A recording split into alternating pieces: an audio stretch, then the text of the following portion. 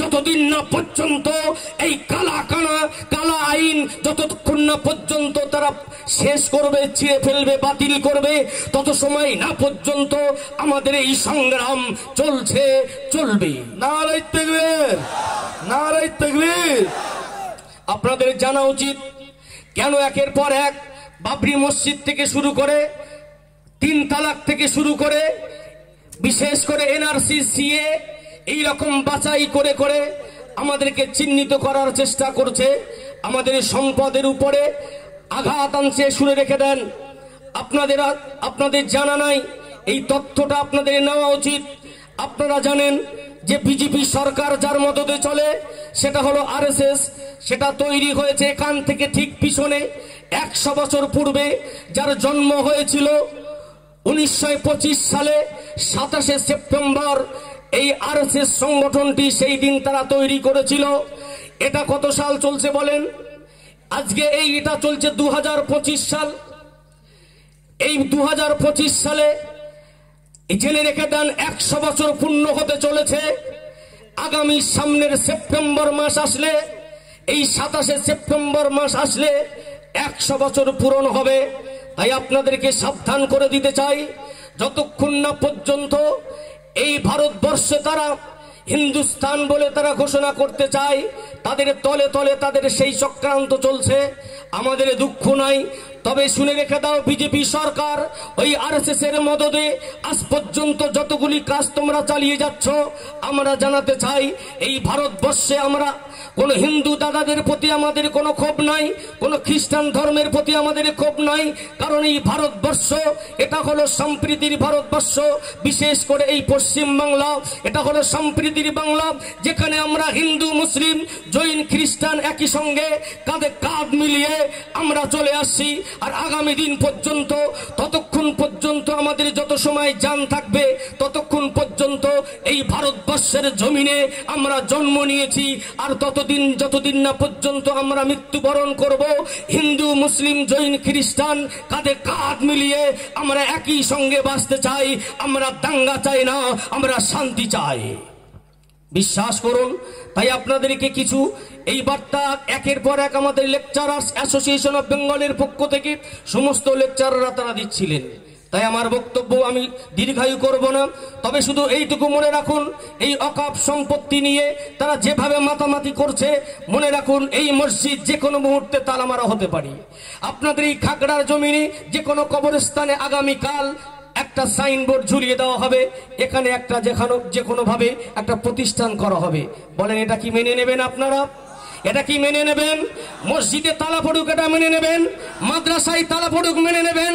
তাই আপনাদেরকে বলতে চাই, ওই দিল্লির রাজপথেও যদি আমাদের না খাওয়া অবস্থায় যদি শুয়ে থাকতে হয়, যদি আমাদের গাঁঠি থেকে টাকা নিয়ে যদি আমাদের মাসের পর মাস, বছরের পর বছর যদি যতক্ষণ না পর্যন্ত আমাদের জান দেহ থেকে বার হবে, তত সময় পর্যন্ত আমরা দিল্লির রাজপথে পর্যন্ত শুয়ে থাকবো।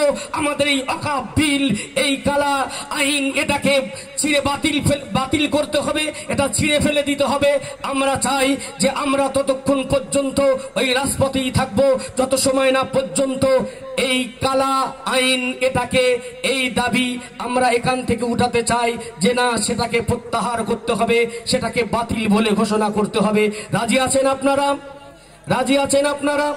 তাহলে আমি এই স্লোগানের মধ্য দিয়ে আমি আপনাদের বক্তব্য আমি ইতি করব, কারণ আমার পরেই যিনি বক্তব্য দেবেন আমাদের লেকচারার্স অ্যাসোসিয়েশন অফ বেঙ্গলের যিনি অবজারভারের দায়িত্ব রয়েছেন।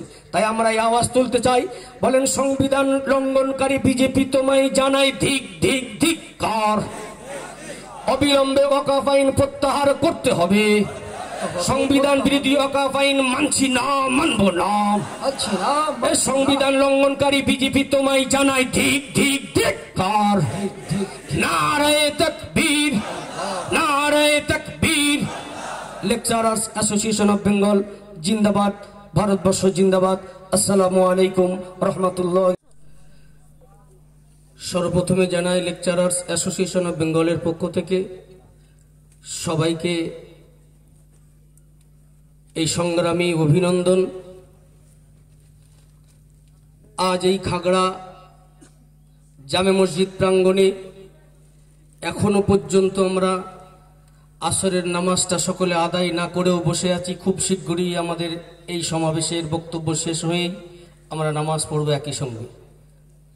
দেখছেন উপস্থিত আছেন আমাদের লেকচারার্স অ্যাসোসিয়েশন অফ বেঙ্গলের যিনি অবজারভার দায়িত্বে রয়েছেন সম্মানীয় পীরজাদা মহিবুল্লাহ হুসাইন ভাইজান।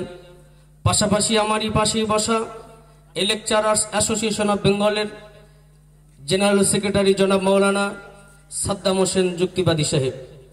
পাশাপাশি আমারই পূর্বে বক্তব্য দিয়েছেন আমাদের লেকচারার্স অ্যাসোসিয়েশন অফ বেঙ্গলের মুখপাত্র জনাব ডক্টর মৌলানা কামাল হাসান সাহেব, তৎসহ আরো সমস্ত ওলামায়ে কেরাম সকলেই আছেন।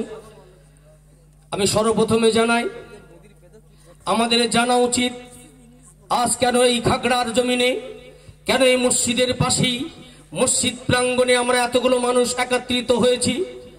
আমাদের জানা উচিত, ইতিপূর্বে আপনারা সমস্ত বক্তব্য শুনেছেন, এই ওয়াকফ বিল প্রত্যাহারের দাবিতে আমরা একত্রিত হয়েছি।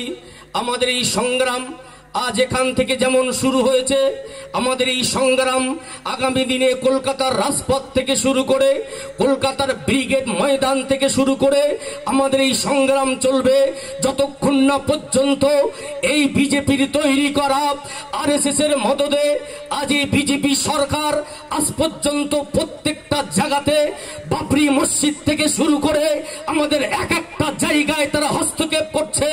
আমি জানিয়ে দিই, আমাদের লেকচারার্স অ্যাসোসিয়েশন অফ বেঙ্গলের পক্ষ থেকে আজ এখান থেকে আওয়াজ তুলতে চাই, আমাদের জীবনও যদি চলে যায় ওই দিল্লির জমিন পর্যন্ত, ওই এসি ঘরে বসে যেখান থেকে ঠান্ডা মাথায় বসে আমাদের এই ওয়াকফ বিল তৈরি করেছে, এই ওয়াকফ বিলটা যেখানে সংশোধন করে নতুন করে হস্তক্ষেপ করার চেষ্টা চালিয়ে যাচ্ছে, আমরা এই আওয়াজ তুলতে চাই। ততক্ষণ পর্যন্ত আমাদের এই সংগ্রাম চলবে যতদিন না পর্যন্ত এই কালা আইন যতক্ষণ না পর্যন্ত তারা শেষ করবে, ছিঁড়ে ফেলবে, বাতিল করবে, তত সময় না পর্যন্ত আমাদের এই সংগ্রাম চলবে। নারে তাকবীর, নারে তাকবীর। আপনাদের জানা উচিত কেন একের পর এক বাবরি মসজিদ থেকে শুরু করে, 3 তালাক থেকে শুরু করে, বিশেষ করে এনআরসি সিএ এই রকম বাছাই করে করে আমাদেরকে চিহ্নিত করার চেষ্টা করছে, আমাদের সম্পদের উপরে আঘাত আনছে। শুনে রেখে দেন, আপনাদের জানা নাই, এই তথ্যটা আপনাদের নেওয়া উচিত। আপনারা জানেন যে বিজেপি সরকার যার মদদে চলে সেটা হলো আরএসএস। সেটা তৈরি হয়েছে এখান থেকে ঠিক পিছনে 100 বছর পূর্বে, যার জন্ম হয়েছিল 1925 সালে 27শে সেপ্টেম্বর। এই আরএসএস